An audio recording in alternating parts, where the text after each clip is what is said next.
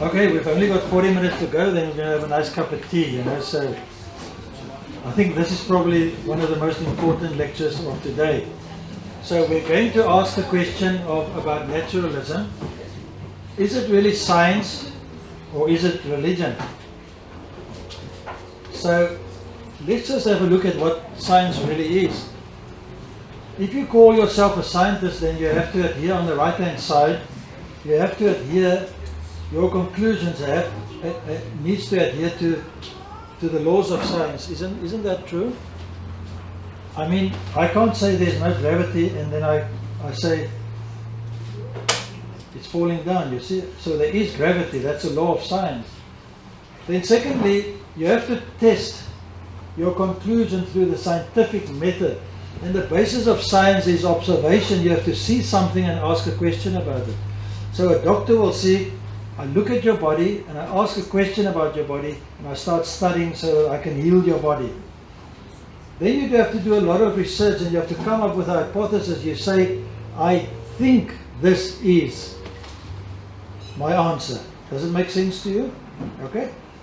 And then you have to do experiment after experiment and analyze it and come to a conclusion. And that conclusion needs to adhere to the laws of science. Does it make sense to you? So you have to observe something before you can make a hypothesis. So let's ask these questions when we come now to the Big Bang first. Now the question mark here tells us is the only question I will ask you is, did anybody observe the Big Bang? Come on, no, yes? No, you're not afraid of me, are you?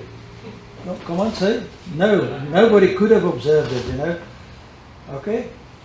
Did anybody observe a chaotic explosion of nothing forming into what we call an entropic Earth? First forming the sun and stars, then the Earth and Moon, and then we get all 41 systems on Earth. Did anybody observe that? Did anybody see that? And the answer will be no. Does it adhere to the laws of science? And if we look at this one here, how can nothing explode into everything?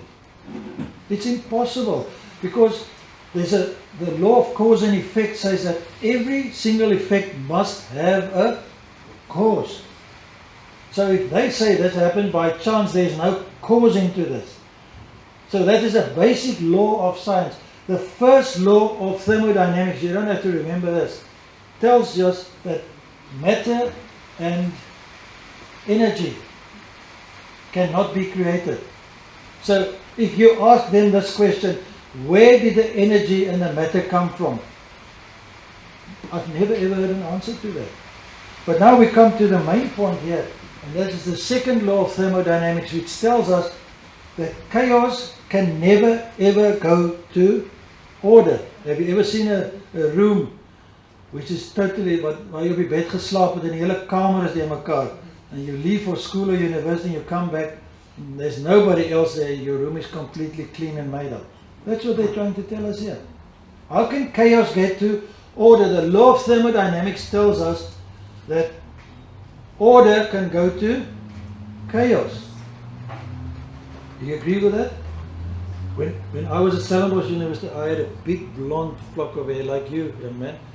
This is what lies ahead for you, you know. Unfortunately, I am a what is it word? A voorbeeld, an example of the second law of thermodynamics. You go from order to disorder, from good looking to terrible looking. That's unfortunately when you get old, you know, like an old car that rusts, you know. So nobody has seen. Where am I now? Nobody has seen that process, and it's against the law of science. So, would you dare to tell me, can we call this science? Can we call it science? It's never been observed, never been tested, never been repeated. And it's against the laws of science. So what would you say it is? The Big Bang is unscientific. That's what a lot of scientists will tell you. Can you believe that? Normally when I speak to children, I've got a Big Bang klapper, you know. And I went to the Chinese shop in Wellington. There are more Chinese now than other people there. So I bought the Big Bang klapper there, and I said, I want a clapper, boom. He says, boom. He doesn't have a boom. So I said, Big Bang. No Big Bang. I said, no, I want cracker. So somebody explained to him, you get a Big Bang clapper. Do you know about that? So I took that clapper and I pulled the Meiji. I'll tell you a story about Meiji just now. And poof, it went off. Can this come to order again? No. When I did a TV series about a year ago, I was in Somerset West, and a very, very lively audience. It was a live recording, and I had to speak in Afrikaans, so I was much more animated than now. I have to put everything in to explain it in English to you. And so this one guy, Sampi Mentor, he comes up to me and he's got a little wiki like this, and he says to me, hy sê vir my in Afrikaans, nee, jy weet, ek het 'n argument met 'n ou gehad die ander dag. Ek sê ek vir hom, jy glo in die Big Bang. Wie daai meidjie getrek? Ek sê, daar is nog niks in nie, ek vra hom, waar het jy die meidjie gekry? And that was the end of the argument, you understand? Simply, where does it come from? So, let's just look, John, I don't know if the battery is flat. Did I do something wrong?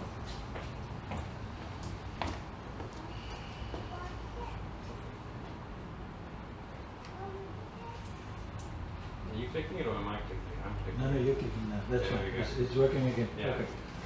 Okay. So, what I'm trying to say, if you can only understand this, that from a Big Bang explosion, you can come by chance to a highly ordered and organized world which support life. Do you think that is possible? And I've asked this to many, many people and said, can you explain to me how nothing explodes into what we call an entropic Earth? And nobody could have ever given me any answer with regard to that. Let's just look at what Dr. Jason Lyle says. He says the Big Bang proponents conjecture that the universe can spring into existence out of nothing has never been observed and confirmed by any experiment. So as a Christian, you can't believe in the Big Bang because it's an atheistic concept. It's not a biblical concept. The Big Bang, sorry, I'm confused with this thing here. The Big Bang is contrary to natural law. The law of cause and effect. The universe must have a cause. It cannot come about by chance, as evolutionists tell us. It's just a random explosion of nothing. I was the other day in Portugal and I spoke to about 700 children there, and somebody jumped up and he started screaming at me. It was a Dutch Reform minister, sorry to say that, but that is exactly what happened. And afterwards I spoke to a young boy, English-speaking boy, his name is Anthony, and he looked terrible. And he said to me, sir, you don't like atheists? And I said, no. I said, are you an atheist? He said, yes, I'm an atheist. I said, that's why you look so terrible. I said, what do you believe? He said to me, no, I came by chance. I said, one day I'll die and I'll just rot, my electricity goes off. A young boy of 13 years old. Can you imagine? That's why he looks so terrible. For me as a Christian, I don't understand everything, but I believe once I die, I will go to heaven, I'll stand before God and I live eternally. That is what the Christian religion tells me. And the laws of thermodynamics by Dr. Henry Morris, the only resolution posed by the first and second law is that in the beginning, God created the heavens and earth. The so-called Big Bang theory of the origin of the cosmos, postulating a primeval explosion of space, mass, time continuum at the start, beginning with a state of nothingness and then rapidly expanding into the present complex universe, contradict both these laws as well as Scripture. Does it make sense to you? So it contradicts the Bible and it contradicts science. The Big Bang is unscientific and based on naturalistic assumptions. This story of origins is entirely fiction. But sadly, many people claim to believe the Big Bang model. Many Christians will tell you, no, God used the Big Bang. He said, no, God spoke and poof, with a bang, there was everything. No. Big Bang is an atheistic concept. It's particularly distressing that many professing Christians have been taken in by the Big Bang perhaps without realizing its atheistic underpinnings. They have chosen to reinterpret the plain teaching of Scripture in an attempt to make it mesh with secular beliefs about origin. Does it make sense? You must have heard that we've got a church in Wellington called the Fact and Something Church, and they absolutely promote the Big Bang and millions of years. That's the way how God created. And you can imagine the next step is evolution, you know, and the next step is that the New Testament is not completely right. So Paul Steidel, astronomer, he says the Big Bang was invented specifically for the purpose of doing away with the creation account. And the Swedish Nobel Prize winner Hans Alfvén writes, the writer of The Big Bang Never Happened, he says the Big Bang theory is only a myth that attempts to say how the universe came into being. I think you should understand that now. The creation account of Genesis is the target, not scientific reason or progress. Okay, does it make sense to you? Okay. Now let's look at the origin of life, and I think this is a very important part because this is mostly what people argue about. The origin of life. Can it come from chemicals? And Dr. Louis Pasteur, he constituted this law. Evolution is wrong because the law of biogenesis tells you that life can only come from life. So each and every one of us, I must use my English words right, we can or we could probably, we could bring life forth, is that right?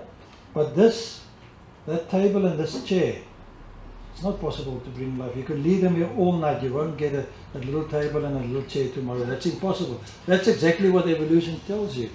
So they tells us that life started in a pool of slime here, right at the bottom here, and we ask the question, sorry, again I'm wrong. We ask the question here, did anybody observe abiogenesis, which means that life started from chemicals? Did anybody see it? And what would you say? No, nobody ever saw it. Is it against the laws of science here? Like that cross? Of course it's against the law of science, because what does science tell you? It tells you that, come on, that life can only come from life.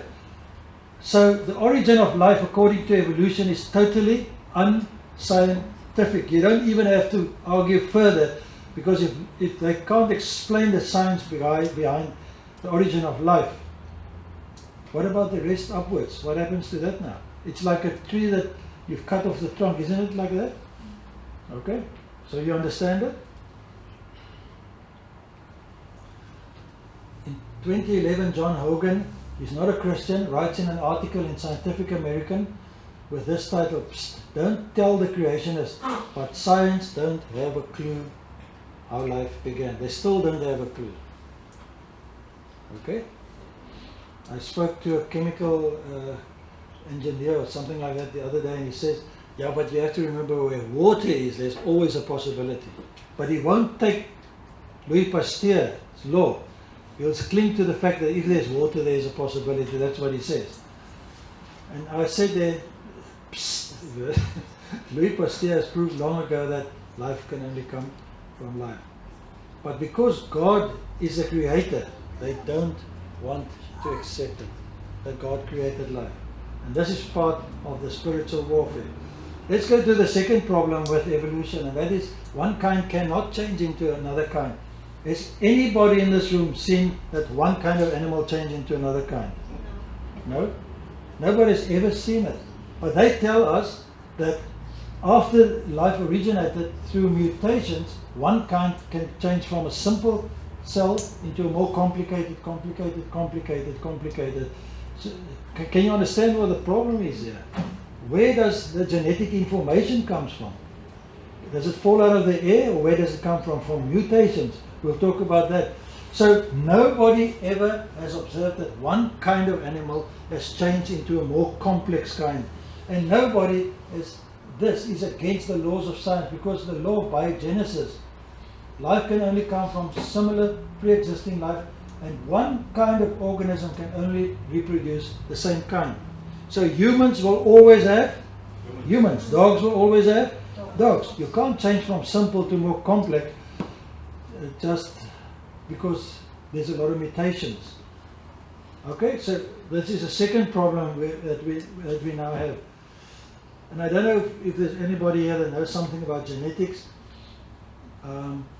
Where does genetic information comes from? Do you know how much genetic information is in one man's body? It's incredible. Once I've read this, I thought, you know, I will never ever try to explain God because it's just simply too complex, you know. So Professor Walter Gitt says, he often comes to South Africa.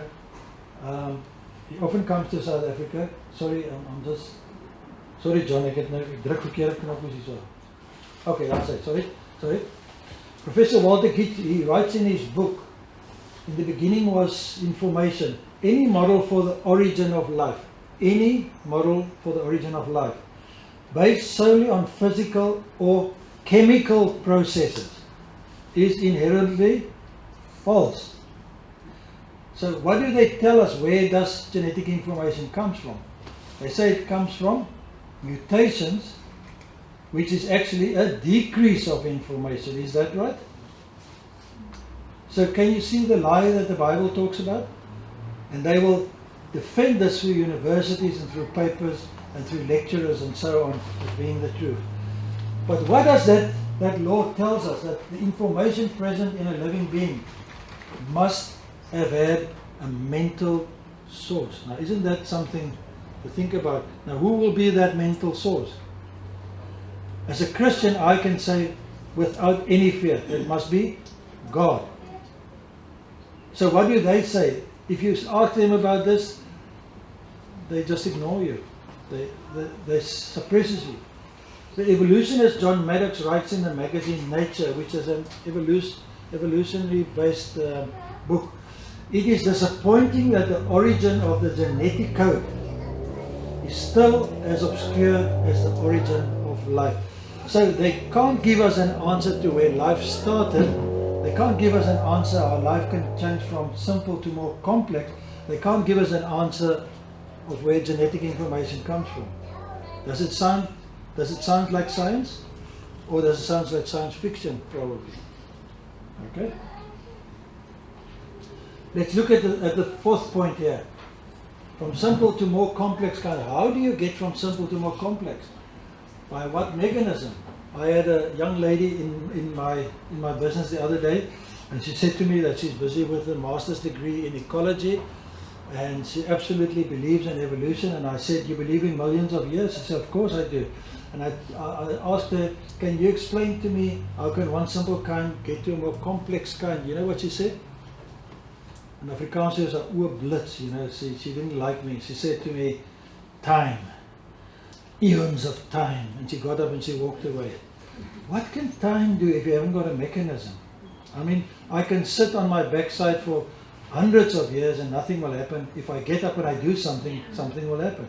So she couldn't explain the mechanism to me, but she's this rational thinker with a master's degree and probably a PhD following that. And you know, what Charles Darwin told us in this world, he told us that these little birds here, that's on the Galapagos Islands where thousands of people are swimming to, as their beaks change, they change from summer to winter because sometimes the fruit is soft, sometimes the fruit is hard. Their beaks change like the finches in South Africa. But will they change into another more complex kind? Come on. No.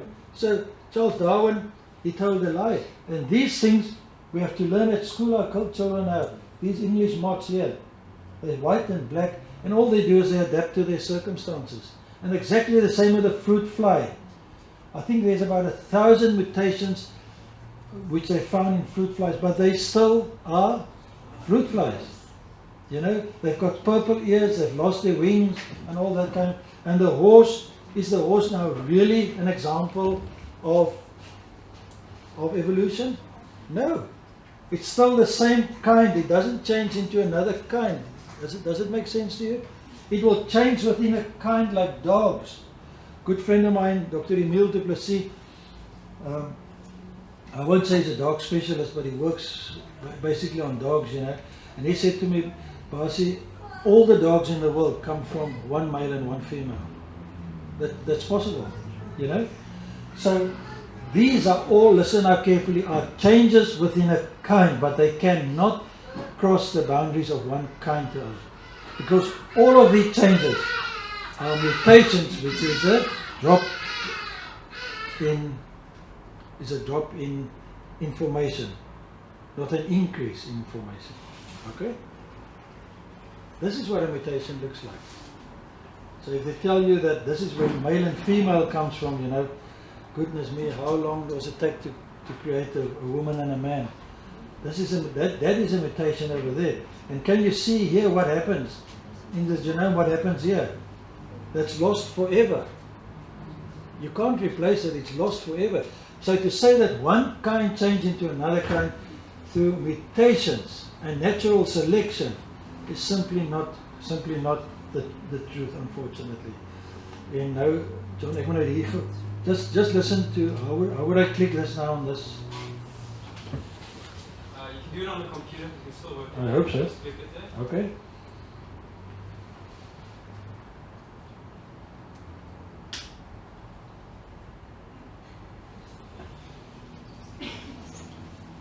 This is on a television program.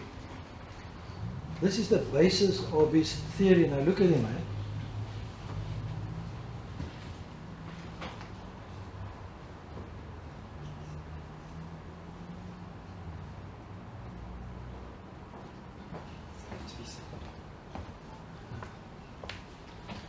Okay, I don't think I have to show you the whole video, but he doesn't know how one kind changes into another one. And now look at this one here.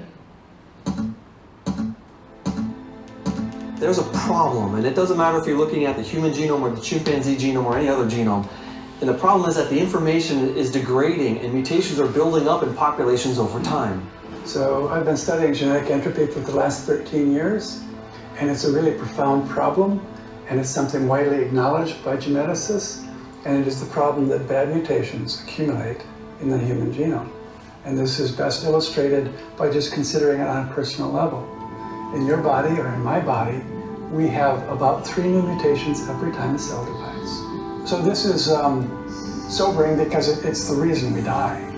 And so the reason that we get old and all of our systems start to break down is because of this mutational process and the accumulation of bad mutations in our genome.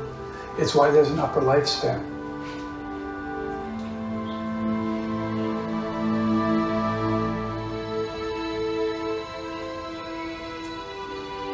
Now, the problem is bigger still, because of course we already know that we're mortal, but we transmit a certain fraction of our mutations to our children, and they add more mutations to it, and then they pass it on to their children, and then they add more mutations still, and they add it to the next generation. So this is a problem not just for people, but for the whole human race.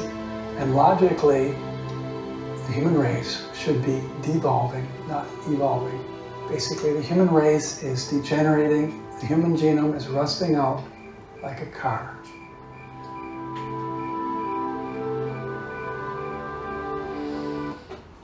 That's about where we are, where I am now, with that car, you know. So, do you understand what Dr. John Stanford said? He says we are actually devolving and not evolving. We're not going upwards, we're going downwards. So it's devolution, not evolution. The bottom line, right at the bottom here, the bottom line for this is evolution. To occur, a massive amount of new genetic information has to come from somewhere. The random processes of nature cannot provide the new genetic code, even given eons of time. So it's a decrease in information, it's not an increase. So they will tell you that natural selection is the driving force. Now you know what natural selection is? It's a very dangerous concept. It's a concept which Hitler built his theory on, and Mary Sanger was the biggest abortionist. That's what she built a worldview on. The weak goes out and the strong survive. Genes of the strong is carried over to subsequent generations over millions of years, develop into more complex kinds. Now let me just ask you a simple question here. These camels here, what do you call camela? What is a camela? Giraffe. These giraffes here, the one with a long neck, he will survive and the other one will die out. But does it mean that he will change into a dinosaur after that? No, not at all. You know, if you go down to Friedenberg, we take a tour group down to Friedenberg, where the aftermath of the flood, as we can see that the animals that lived in the Paarl, Wellington area, they've all been fossilized there. And they got one of these long-necked giraffes, as far as I can recall. And we asked a question to the guy then. The first thing he said, are you a Christian? I said, no, that's not what we asked you. Can you explain to us how natural selection works? And I said to him, how do you manage to say they're 2 million years old or something like that? And he said, you don't believe in evolution. I said, no, that's not what I asked. I said, how do you measure it? How do you know? How do you know that a long-necked giraffe will change into... And they couldn't give us an answer. You see, they've been pre-programmed to answer this. So natural selection is by no means a mechanism to come from simple to more complex. It's just that the strongest in a species will survive. That's all that it means. And this is what they tell our children in schools. They tell us, I can see evolution every single day. What is that? That is it's changes within a kind. Can these schoenlappers, what is it? What is it, sorry? Butterflies. Can these butterflies, can they become something except butterflies? No, they can become red butterflies, blue butterflies, butterflies without wings, with blue eyes, with grey eyes, without feet, but they will always stay butterflies. They cannot change into what this young chappie is thinking here. So when he thinks this, he goes to Genesis and he says, but the story of God creating us in 6 days is not true. So now he's a young boy at university and he says, what God said about morals, I don't believe that either. So I like this girlfriend, so I will cohabit with her. You see, that's where it starts. And abortion, exactly the same. So the morals of the Bible, that is probably what is disappearing. He doesn't know too much about evolution, but he knows a lot about morals. The fifth problem with evolution is the concept of symbiosis. You know what symbiosis means? Symbiosis means that basically the whole ecological system needs to be in place for it to operate. So you can't say that plants developed after 10 million years, for instance, and bees and insects followed them by 15 million years after that. How do you get flowers pollinated? There is wind pollination and so on, but you know, Einstein said that if you take an orchard and you leave it when it's flowering and you leave it and there's no bees or insects, within 11 days it will disappear. And in 4 years, that's what he gave the whole ecology on Earth. So they tried to tell us that over millions of years that fish and grass and baboons and human beings all developed from the same origin of life. I mean, sorry to say that, how stupid we have to believe that you come from the same origin of life as grass, as fish, as baboons, and with a decrease of information and stretch out millions of years out. I mean, how rational is that now? How scientific is that now? So symbiosis cancels the whole story about millions of years. That's one of the arguments that we can put about this. So where does male and female come from? From mutations? We asked it for a very, very intelligent man, a professor. We asked him that and he said he's never ever thought about that. But he tells us that Christians are irrational and stupid, you see. So we asked him, how can you get it from a mutation? How do you get male and female in fish, animals, and in human beings? And he couldn't give us an answer. Is that rational? Is that scientific? No. God created them from the beginning as male and female. An irreducible complexity.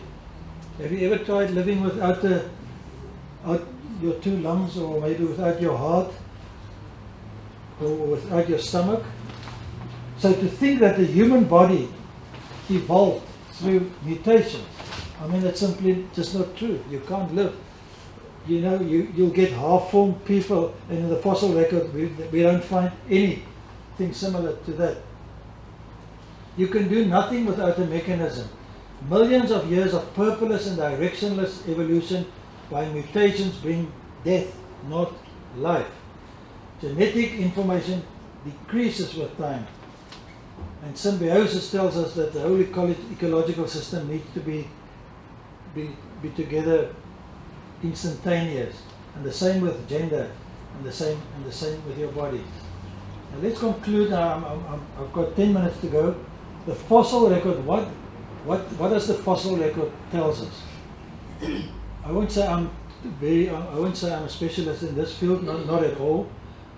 But I've seen a lot of this in my life. I go to the Karoo quite often. You know what the fossil record tells us?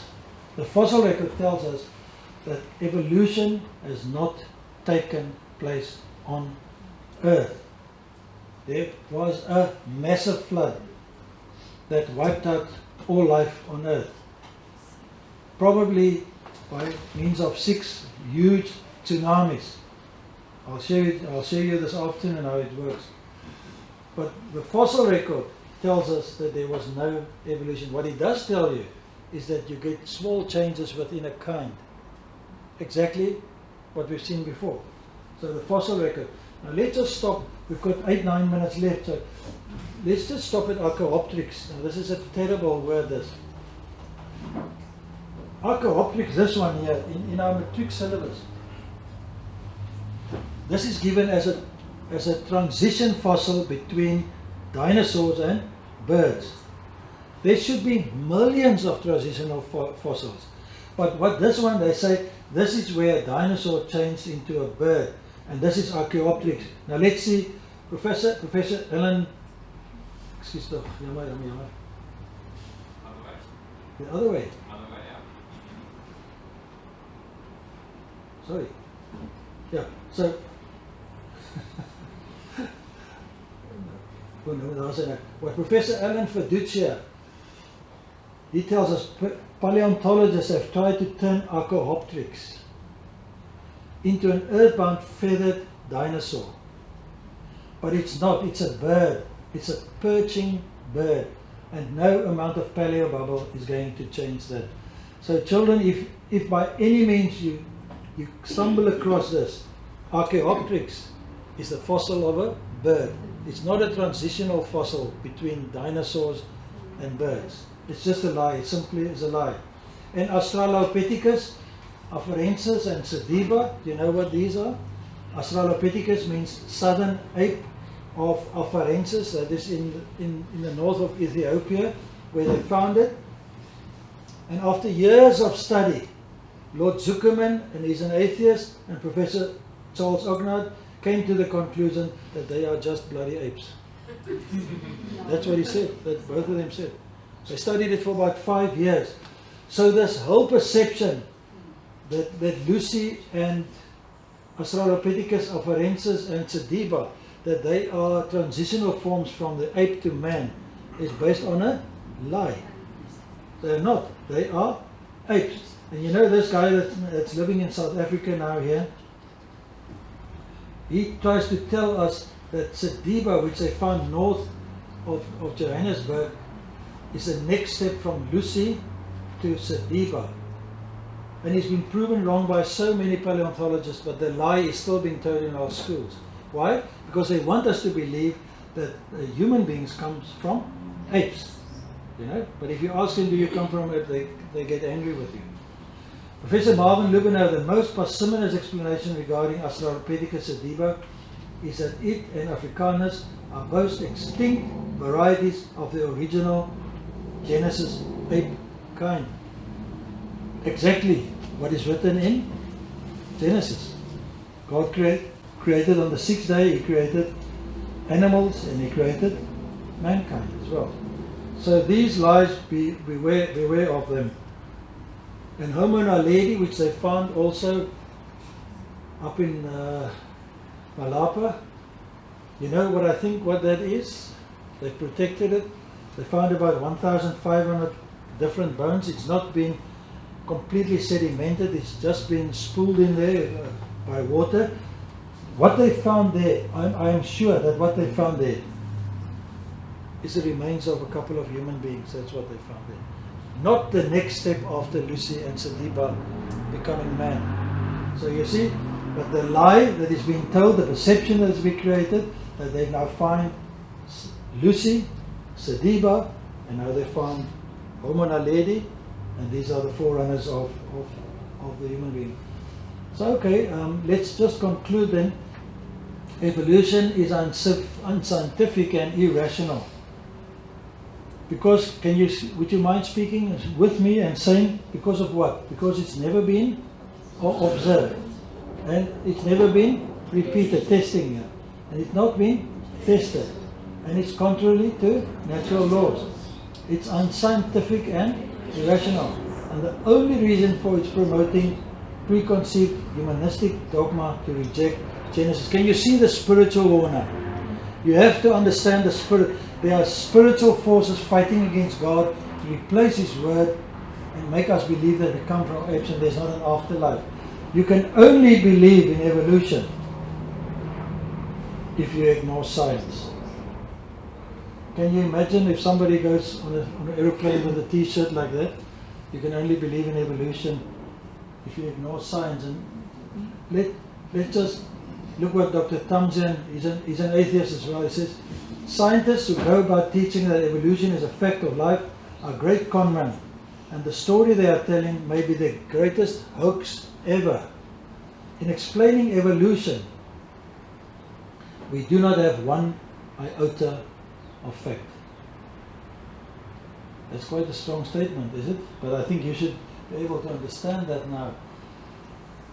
Now listen to what this man says here. I've got about 4 slides and then we'll finish on time. The most devastating thing about the thought that biology did to Christianity was the discovery of biological evolution. Now that we know that Adam and Eve never were real people, they came from an ape, that's what he means. The central myth of Christianity is destroyed. If there never was an Adam and Eve, there never was an original sin. If there never was an original sin, there is no need of salvation. So Jesus died, the death of Jesus on the cross means nothing. Okay? If there's no need of salvation, there is no need of a Savior. And I submit that puts Jesus, historically or otherwise, into the ranks of the unemployed. I think that evolution is absolutely the death note of Christianity. I think you should understand that. And just to finish off, I've got 2 slides after this. Evolution is promulgated as an ideology, a secular religion, a full-fledged alternative to Christianity, with meaning and morality. Evolution is a religion, it's not science. This was true of evolution in the beginning, and is true of evolution still today. Evolution therefore came into being as a kind of secular ideology, an explicit substitute for Christianity.